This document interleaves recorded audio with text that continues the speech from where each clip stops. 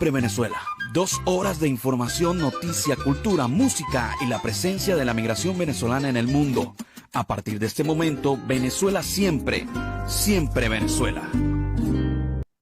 Bueno, amigos de Venezuela siempre, siempre Venezuela, iniciamos esta edición del programa en la tarde de hoy, llevándoles a ustedes información, comentarios, noticias, música, entrevistas, todo lo que tiene que ver con Venezuela y su migración a lo largo y ancho del mundo. Esto lo hacemos con mucho cariño, con mucho respeto para todos ustedes, a través de esta señal, 5 emisoras que se enlazan, 4 en Colombia, una en Aruba, para llevarles a ustedes la mejor información a través de la señal abierta, esa que usted agarra por el radiecito del carro o el radio de su casa. Pero también tenemos nuestra opción de Facebook Live a través del celular, a través de la computadora, a través del laptop.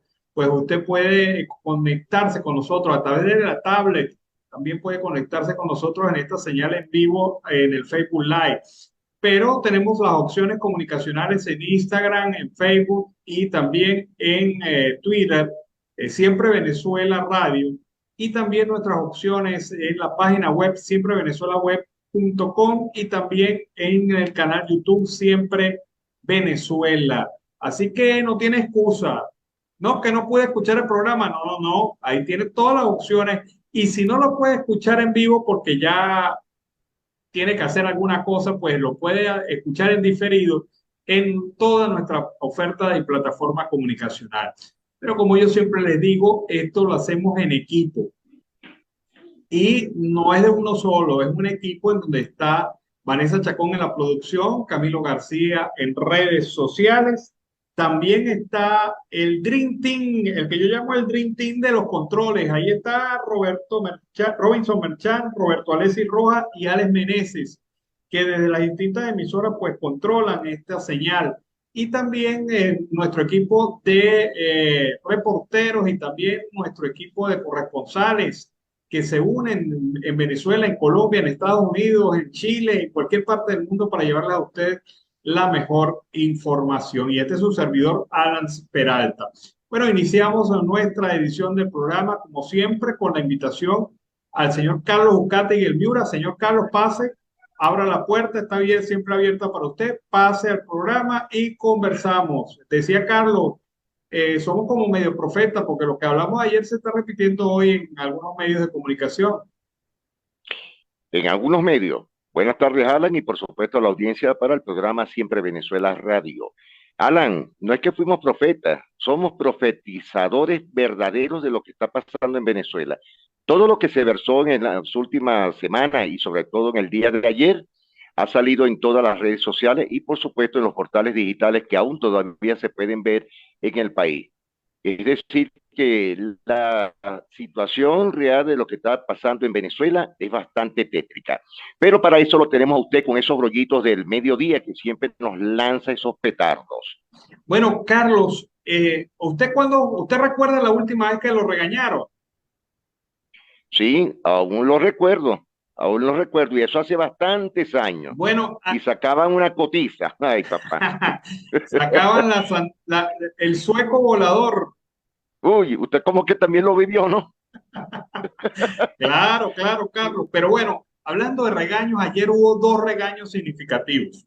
Sí, El señor. primer regaño, el que el presidente del Consejo Nacional Electoral le dio al vicepresidente del Consejo Nacional Electoral. ¿Qué te parece eso? Habíamos dicho que al señor Enrique lo iban a regañar. Pensaba yo que Diosdado Cabello, no, pero lo regañó el propio presidente del Consejo Nacional Electoral. ¿Qué te parece eso? No hay fecha todavía de elecciones. No se meta en la Bueno, política. sí, Este, señor. no salte porque se va a caer. Bueno, tipo regaño, pero uno dice, bueno, pero ya va. Tipo Este, regaño. Eso fue un palazo que le dieron en la rabadilla.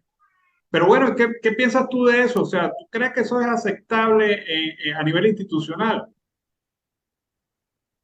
No, Alan, no es aceptable, ni se debe de aceptar. Aparentemente, Enrique Márquez, yo conozco a Enrique, no de ahora, desde hace muchísimos años. Años, una advertencia, Alan, una advertencia y se lo educa porque las elecciones van a ir para el trimestre, para el último trimestre del 2024. Pero resulta que Enrique se excedió, según ellos, un poquito, y ahí fue el batazo que le dieron en la espalda. Pero sí los regañaron, le llamaron la atención y por supuesto, aparte de eso, yo lo tomo de este punto, fue una pequeña amenaza. O te callas o vos sabés. Bueno, Calzadilla fue muy contundente, pero yo digo, es que Total. Enrique se equivocó en lo que dijo. Él dijo lo que está en la Constitución. En la Constitución dice, el Sí, pero presidente electo se posesiona en enero del 2025 y las elecciones deben realizarse en el 2024. Ahora, ridículo fuera que el presidente se posicionara en el 2025 y resultara que las elecciones se realizaran, por ejemplo, a mediados del próximo año del 2023. O sea, año y medio para tomar exacto. la posesión. Es una cosa de locos. Bueno, de locos que no tienen consentimiento propio, no tienen libre albedrío, y aparte de eso, rompen el esquema. ¿Sabes cuál es? Que no persona que no sea uno de ellos pueda versar algún tema y sobre todo con la palabra elecciones 2024 o, como lo dices tú, pudiese abrirse una brecha porque la propia Cancillería de Venezuela lo habló, lo tipificó muy bien para el 2023. Es decir, que ellos están del tumbo al tambo, están como el va y ven, porque no saben ni por dónde que la gente le crea algo de lo que ellos digan. Bueno, pero ya va, Carlos, y ahora yo te digo lo siguiente, eso es lo que dice la Constitución, o es que se va a pasar por la Constitución. Correcto. Se lo pasan, pero una y de a 10 veces, porque para ellos no existe un Estado de Derecho, no hay un emolumento jurídico que puedan alegar algo. Ellos hacen lo que les dé su gana. Esperemos que en estos días pudiésemos conversar de nuevo personalmente con el rector o el vicerrector Enrique Márquez para ver qué oportunidad tiene para que nos refresque la memoria, porque lo que está dicho ya está dicho y lo que está escrito quedó escrito. Pero, como lo dices tú, están pasando por las normativas electorales o normativas jurídicas del CNE. Es lo que dice, lo que está estipulado a derecho.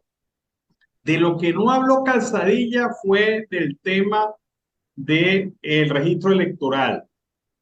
Para Primero, nada. el registro electoral de casi 2 millones de jóvenes venezolanos que no se han inscrito todavía en el Consejo Nacional Electoral porque se ha concentrado este proceso exclusivamente en las capitales y los municipios que, ¿dónde quedan las inscripciones en los municipios de los jóvenes venezolanos, los nuevos votantes y de los que hicieron traslado de residencia en el interior de Venezuela? Eso es lo primero, pero también está otro tema. ¿Qué va a pasar con la migración? Los electores que están ubicados en diversas partes del mundo, ¿cómo van a poder votar? De eso tampoco ha hablado el Consejo Nacional Electoral y esos son temas que mencionó Márquez a los medios de comunicación, pero que Calzadilla se abstuvo de comentar. O sea, un silencio, pero de verdad riesgoso. Te reitero lo que acabas de comentar, Alan. Al gobierno nacional, y por supuesto, Calzadilla no le conviene indicar palabras, versar el tema de la generación que no está inscrita ante el CNE, y por supuesto, mucho menos versar el tema sobre los migrantes que pudiesen votar en diferentes capitales de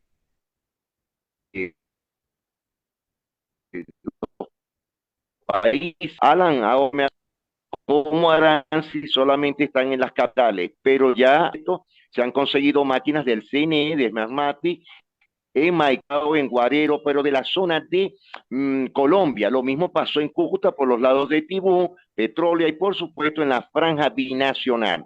Lo mismo ha ocurrido en el Arauca, es decir, que los que votan son los que ellos tienen y los que camuflaron como venezolanos hace unos años, en el tiempo del presidente Hugo Chávez Frías. Ahora, esperemos que esto pase a un mejor recuadro, que los venezolanos que están en el exterior, que serían más de 7 millones, pero colócale a eso solamente un 50% que puedan ejercer el sufragio, pudiesen votar. La coquimba sería mucho más fácil para la oposición o para un candidato independiente, Alan Peralta. Bueno, otro que regañaron ayer, ¿sabe quién? ¿A quién regañaron ayer también. Usted, usted se ríe entre coletillas. Bueno, Dígalo, ayer dígalo. regañaron, ayer regañaron a Tarek William Saab, aparentemente, Sí, después que se señor. despidió Petro, después que Maduro le dijo, Petro, cuando quieras vuelve, avisa que quieres que te preparemos, cuando venga. Después que se fue Petro, agarró ese teléfono Maduro y le echó una regañada insultando a Tarek William Saab según A Tarek William Sack. gente contacto allí en Miraflores, porque también lo tenemos infiltrado. Por supuesto, por supuesto. Siempre Venezuela será el primero en saber las cosas. Claro, pero entonces resulta que en esa conversadita, que no fue muy grata, por cierto, Maduro le reclamó a Tarek que qué fue lo que hizo, que el fiscal le reabrió el proceso y Tarek le había prometido a Maduro que ya eso estaba bajo control, ya todo eso estaba bajo control, tranquilation. Pero resulta que le responde Maduro, tranquilation, mira que me Mire que abrieron, me abrieron otra vez el proceso. ¿Qué te sí, parece eso, señor. Carlos? Mira, Alan, vamos a ser claro, conciso y transparente en este punto. Pienso que el fiscal de los derechos humanos internacionales, el señor Khan, se dio cuenta que se estaban burlando de él, que se presumía que él no regresaba o no iba a pedir otra anuencia hacia el país, pero resulta que el queso se le doró por un lado al gobierno de Nicolás Maduro y a su entorno. Y este señor versó el tema donde él vuelve a la carga, porque no quedó conforme, Alan. Él se siente burlado. Claro, esto no lo va a decir en públicamente, pero objetivamente no se puede negar lo que está pasando actualmente en Venezuela. Ese es mi punto de vista, a mi juicio muy personal. El hombre se sintió burlado y arremetió de nuevo. Y por supuesto me imagino a Alan Peralta y a la audiencia que Tarek William Sack debe tener la boquita hoy colorada y el pecho desinflado, es decir, que se le cayó hasta el carmín de la cara. El susto fue grande ayer cuando le dieron ese batazo entre las patas. Bueno, pero es que mira, ya va. O sea, él pretendía pasarle un strike al fiscal de la Corte Penal Internacional. Y el De la Corte señor, Penal. y el señor respondió de la manera como se debe responder, con números y realidades, Jurídicamente, con números y señor. realidades. No que usted me intentó engañar, no, no, no. Ya va. Ustedes dijeron que habían abierto la totalidad de los 800 y tantos casos que hemos presentado y resulta que muchos de ellos los abrieron, hicieron algunas diligencias de investigación muy postergadas, pero al final no hicieron nada. O sea, eso no es para la consideración de la Corte Penal Internacional una investigación en curso. Esa es una investigación camuflajeada, una investigación mentirosa, Camuflajeada. ¿sí? Una investigación mentirosa.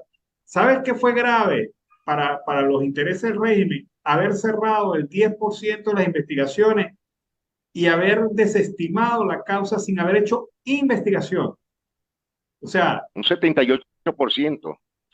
no, pero Carlos, llegas tú y dices como fiscal, yo vi que esa persona no era culpable.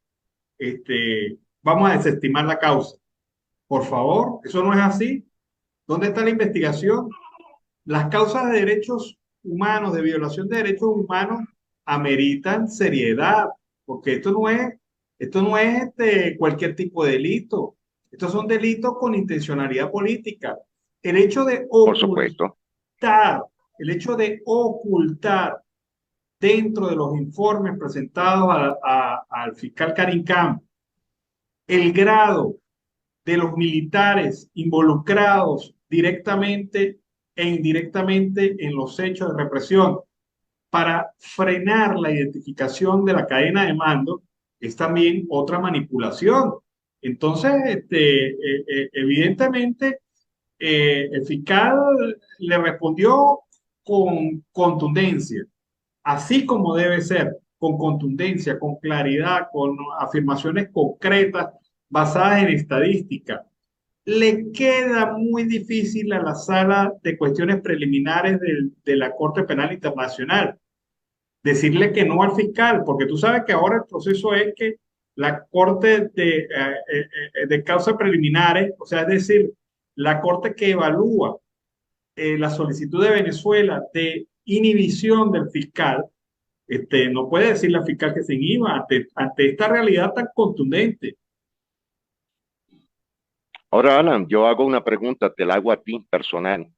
¿Qué pasará en estos días? Porque muy sencillo, las pruebas no han sido remitidas. El fiscal tiene contundentes pruebas, aparte que han sido estudiadas.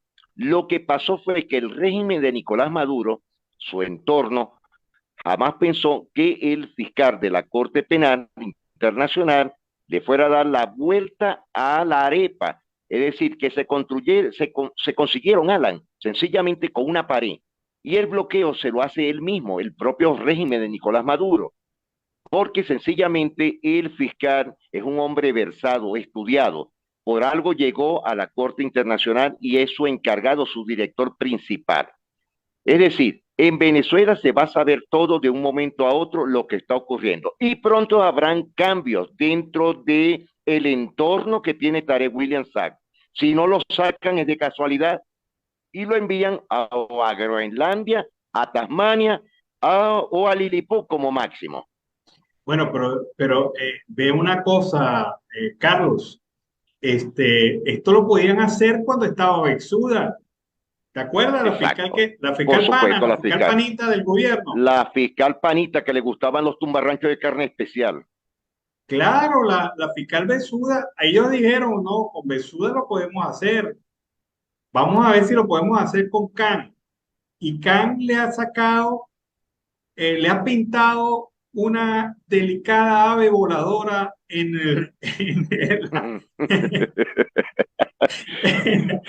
les ha señor. pintado, pero es que se la pintó bien bonita, bien decorada, bien chévere, con su Bien bonito piquito y levantado de colores cálidos. y de colores cálidos para que el fiscal entendiera la verdad verdadera de esta situación. O sea, esto no es otra cosa. Con Besuda sí lo podían haber hecho, pero con Can no. Can se la pintó bien Lo clara. que pasó, Alan Peralta, tú sabes lo que pasó ahí, perdona que te interrumpa, es que el gobierno de facto de Nicolás Maduro jamás pensó que el fiscal Khan fuera a revertir los estratos que ellos han estado. Y jurídicamente todo está escrito. Hay un basamiento internacional de los derechos humanos y allá hay crímenes de lesa humanidad. ¿Dónde están, aparte, todos los hechos que han hecho las Fuerzas Armadas Nacionales en el país, las fuerzas policiales, los grupos que ya los desarticuló el gobierno porque ya no tenían más? ¿Te acuerdas el caso del FAES? El FAES Sí. asesinó cantidades de venezolanos, entre esos estudiantes que lo hemos pasado acá en el programa Siempre Venezuela Radio desde el año 2017. ¿Y dónde están esos exfuncionarios? Porque la gran mayoría, Alan, y te lo aseguro, han salido del país, premiados, porque han salido premiados. Hay muchos que están tanto en Colombia, en Ecuador y por supuesto en otros países. Tú sabes que en relación a eso yo leía un comentario en redes sociales y decía, qué sabroso es haber trabajado como funcionario del gobierno y después pedir asilo político en los Estados Unidos diciendo que yo tengo información de ese gobierno. Porque así es que están entrando muchos a Estados Unidos. Por supuesto. Hay muchos que están entrando con situaciones humanitarias. Alan, pero eso se descubre fácil. La situación radica en que tengan el contacto con los cuerpos de seguridad, tanto de los Estados Unidos y Venezuela, y verás que son muchos de los funcionarios o exfuncionarios de carrera, exfuncionarios militares, exfuncionarios y funcionarios vestidos hoy de blanco, azul y verdecito, y sencillamente tienen un corazón rojo, pero están viviendo la dulce vida en los Estados Unidos. Y eso que tú dices es una realidad. Ojalá que las cosas cambiaran para mejoras y sobre todo no ocultar la verdad. Sé que después de esto que está sucediendo actualmente, con este batazo que se dio ayer que lamentándolo mucho, la visita del presidente Gustavo Petro a Venezuela hayan pasado estos pormenores. Pero creo que el presidente de Colombia también se ha dado cuenta de muchas cosas que están sucediendo. Así lo indicó también su par Roy Barreras en el caso de las votaciones democráticas en Venezuela. Fíjate que lo han hablado, votación electoral democrática en Venezuela. Bueno, Carlos, pero ya va, es que, ¿sabes qué se me parece esta relación en este momento, quizás adelante cambie, pero en este momento la relación de Maduro con Petro, me parece la relación de dos divorciados que se encuentran y empiezan a salir. ¿Por qué? Empiezan Porque a salir. tú sabes que los divorciados, cuando empiezan a salir con otro divorciado, es la cosa de que no me miren, que no voy para tal sitio, que no nos agarremos la mano, que mis hijos qué dirán, que tus hijos qué No dirán. me guiñes el ojo, no me brindes un café, nada. Claro, el contacto es muy bonito, muy chévere mientras se mantenga oculto, mientras se mantenga silencioso. Allá hay como un abanico de oportunidades, un abanico de Claro, pero, opciones. pero esto es lo más parecido a una relación de divorciados cuando arranca. Obviamente después te tiene que volver clara y transparente, pero cuando arranca, hay que a mí me da cosa de que si me ve la mamá de mi ex, tú puedas sentirte mal o yo pueda sentirme mal. Bueno, ese es el tipo de cosas que está pasando. Ellos abrieron la relación, más Maduro, más Petro. Sabe que tiene que mantener esta relación por sus propios intereses y Por pragmatismo, sus propios intereses, por supuesto. pero sabe que no es, no, su familia no la quiere, o sea, su familia no quiere esa relación Es, con Maduro, y menos cuando se acaba de divorciar. Así que, fíjate, se acaba de divorciar, se acaba de meter en tremendo lío, tiene los peos encaramados, aparte de todo, está en la mira, en la lupa de diferentes países. Es decir, que las cosas no fueron muy plausibles. Aparte, lo que se habló, Alan, ya lo habíamos especificado, no de ahorita, desde hace más de una semana, yo lo llamo las promesas cumbiamberas, de lo que pudiese ocurrir con las relaciones bilaterales, diplomáticas, comerciales y la pronta reapertura de la frontera binacional. ¿Cuál sería tu opinión personal sobre esto, Alan? bueno, pero muy rápidamente, Carlos, la economía de Venezuela no es la misma economía que cuando Chávez salió de la comunidad andina. Por cierto, Eso es en real. ese momento era presidente de la comunidad andina. Hoy estuve conversando con Carlos Casanova, un experto en estos temas, y Carlos me decía una cosa interesante, me decía, Alan, es que la economía de Venezuela es hoy por hoy del tamaño de la economía de Bolivia. Y con ese, Lamentable muy. claro, y con ese tamaño, ¿qué puede ofrecer? Pasa a entrar como un socio minoritario y pasa a entrar en En condiciones, absoluto nada, porque no es una economía. sí, muy poco lo que puede Exacto, un ofrecer. socio muy minoritario. Bueno, te dejo picado, Carlos, porque ya se nos acabó el tiempo. Hablamos en la tarde a las 5, ¿te parece? Muy bien, Alan. Solamente déjame acotarte esto en menos de 30 segundos.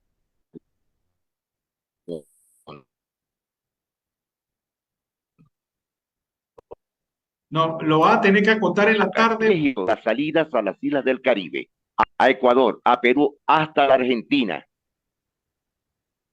Bueno, Carlos, Ese tema lo hablaremos entonces en la tarde. sí, vamos a hablar en la tarde. Nos vamos a la pausa comercial musical del momento y de regreso con más de Venezuela siempre, siempre Venezuela. Bueno, amigos de Venezuela siempre, siempre Venezuela, seguimos con ese tema de Reinaldo Armas, iniciando la segunda hora del programa Venezuela siempre, siempre Venezuela en la tarde de hoy. Como siempre lo hacemos con mucho cariño y mucho respeto para todos ustedes. Bueno, vean ustedes esta noticia. Estados Unidos deportó a México más de 5.000 migrantes venezolanos en 13 días. O sea, la cosa va en serio. La Plataforma de Coordinación Interagencial para Refugiados y Migrantes de Venezuela, R4B, realizó un reporte en el que analiza el proceso migratorio de los Estados Unidos Y una vez que entrara en vigencia la nueva disposición de deportar a cualquier venezolano que ingrese ilegalmente al país y en cambio se pusiera un mecanismo para motivar un desplazamiento legal y ordenado a este país. Según las estimaciones del reporte, desde el pasado 12 de octubre hasta el momento, hasta el día de hoy, se habían deportado y devuelto a México 5.343 de venezolanos, según las estimaciones, en un promedio de 387 personas expulsadas por día en el periodo entre el 12 y el 25 de octubre. También las cifras destacan que además de 130.511 personas que las autoridades de Estados Unidos interceptaron de enero a septiembre de 2022, solo en el noveno mes del año se atajaron 33.961 ciudadanos venezolanos. Es decir, en septiembre, solamente en septiembre, se detuvo por parte de la autoridad migratoria norteamericana más de 33.000 venezolanos. También especifica que nuestros nacionales cruzaron de manera irregular la selva del Darién solo en septiembre, 38.399 de unas 106.000 personas que lo hicieron desde enero hasta dicho mes. Las expulsiones de los migrantes venezolanos se han hecho a las ciudades de Tijuana, Nogales, Ciudad Juárez, Piedras Negras y Matamoros, y en su mayoría son personas solteras. Sin embargo, también se están registrando la deportación de familias completas.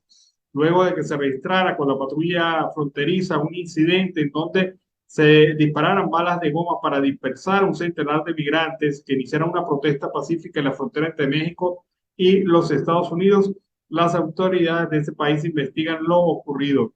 La Comisión Interamericana de Derechos Humanos ha saludado los canales migratorios que Estados Unidos habilitó para permitir el ingreso de venezolanos desde el 12 de octubre.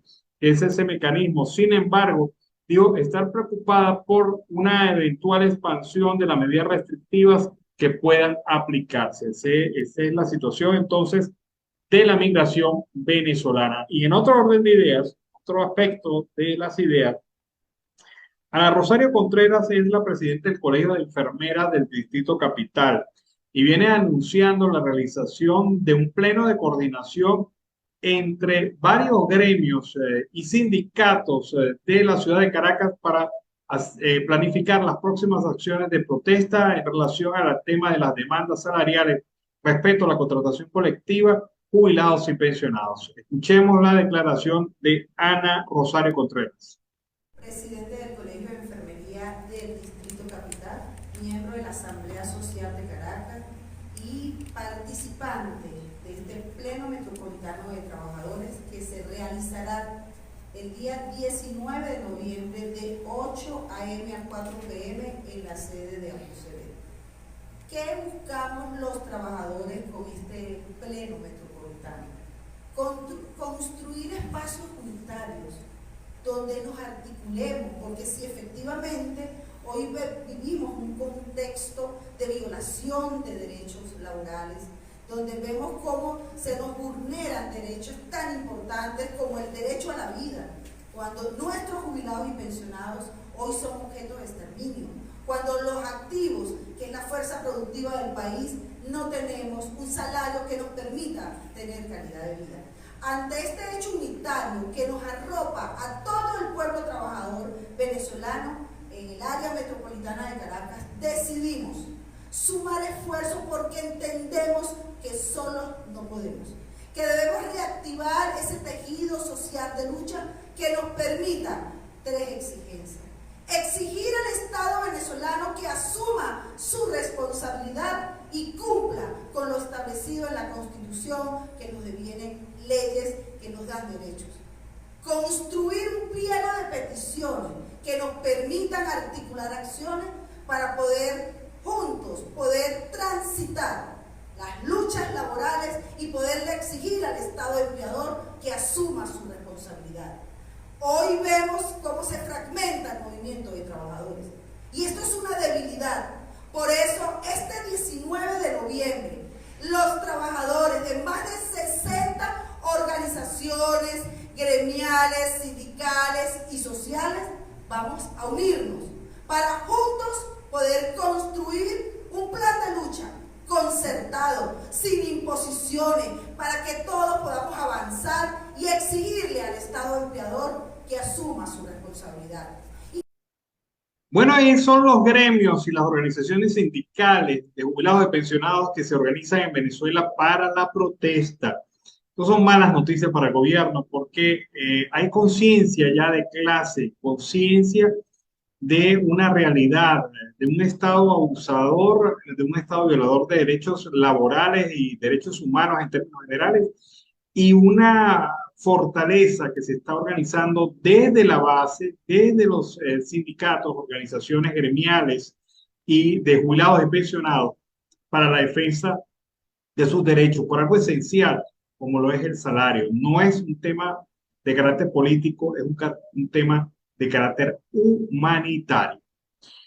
Bueno, lo que se preveía, una caída en la producción llevó a las exportaciones petroleras venezolanas en octubre al cuarto promedio mensual más bajo de este año, según los datos de seguimiento de búsqueda y documentos de la petrolera estatal PDVSA consultados por Reuters. La producción y las exportaciones de petróleo de PDVSA y sus empresas conjuntas han fluctuado este año debido a las interrupciones, la falta de inversión sostenida y un grupo cada vez menor de socios dispuestos a continuar operando en la nación sudamericana sancionada por los Estados Unidos.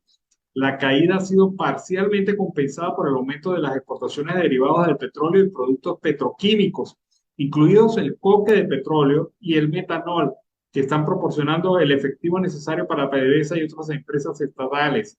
En octubre, un total de 25 cargamentos partieron de agua venezolana con un promedio de 533,000 barriles de petróleo y productos, según los datos de seguimiento petrolero de Refinit, Econ y los informes internos de exportaciones de PDVSA.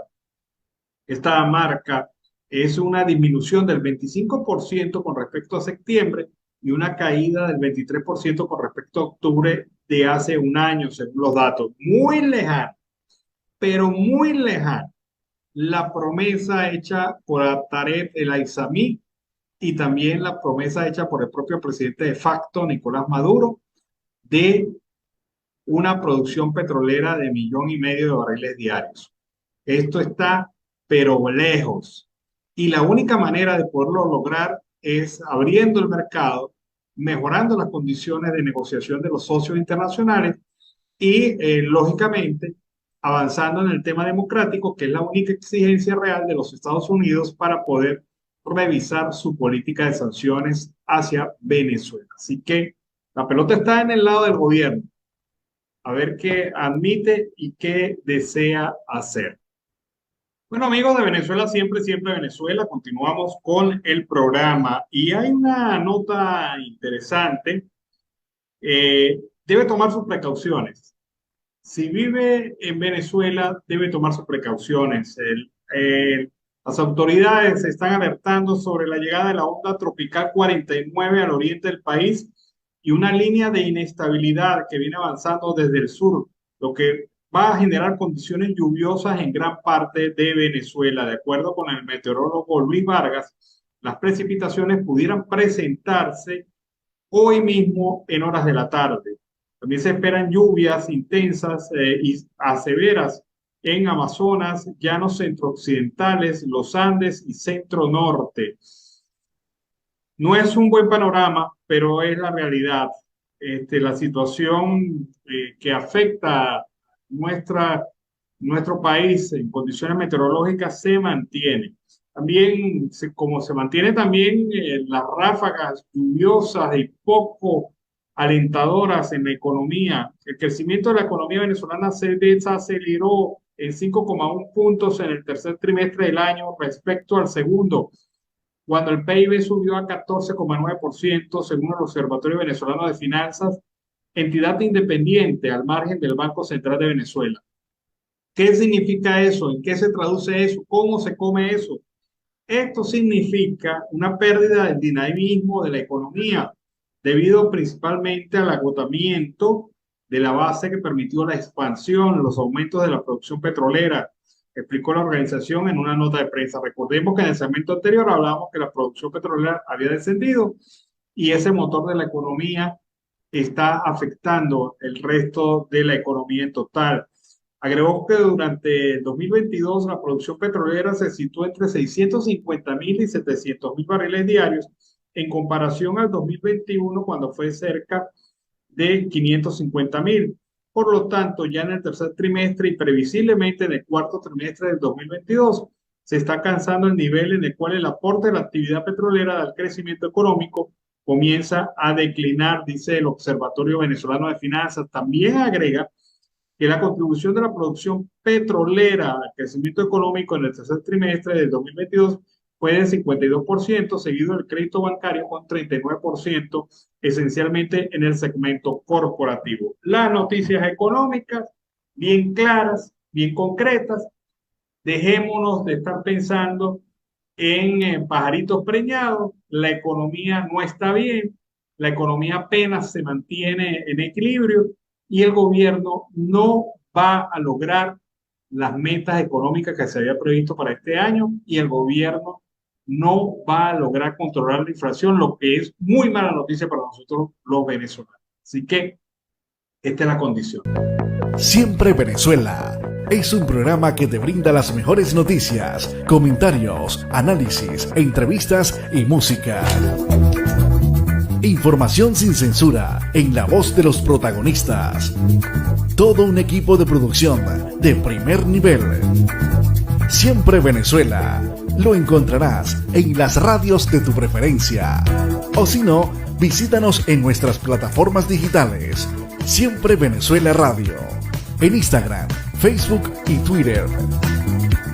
De lunes a viernes le decimos lo que en Venezuela prohíben. Porque somos Venezuela siempre, siempre Venezuela.